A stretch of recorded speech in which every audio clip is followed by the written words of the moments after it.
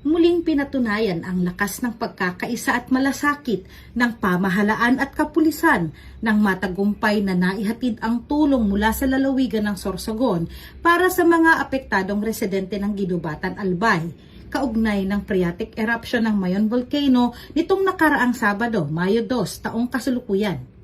Sa ilalim ng pamumuno ni Governor Edwin Buboy Amor at sa pangunguna ni Provincial Administrator Franco Eric Orabanilla, katuwang ang Sorsogon PPO sa pamumuno ni Police Colonel Alexi Daniel at iba pang mga ahensya ay matagumpay na naisakatuparan ang maayos at mabilis na paghahatid ng relief goods para sa mga pamilyang nangangailangan.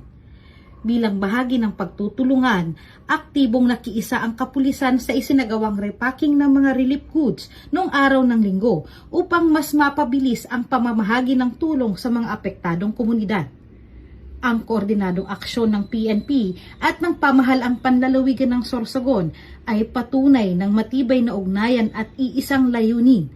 ang makapaghatid ng agarang tulong sa oras ng sakuna.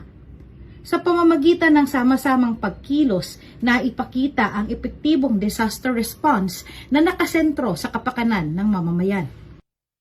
Mula dito sa Sorsogon Police Provincial Office, ako po si Police Staff Sergeant Angeli Bionson, nag-uulat para sa Police News Network at ito ang bagong PNP para sa bagong Pilipinas, serbisyong mabilis, tapat at nararamdaman.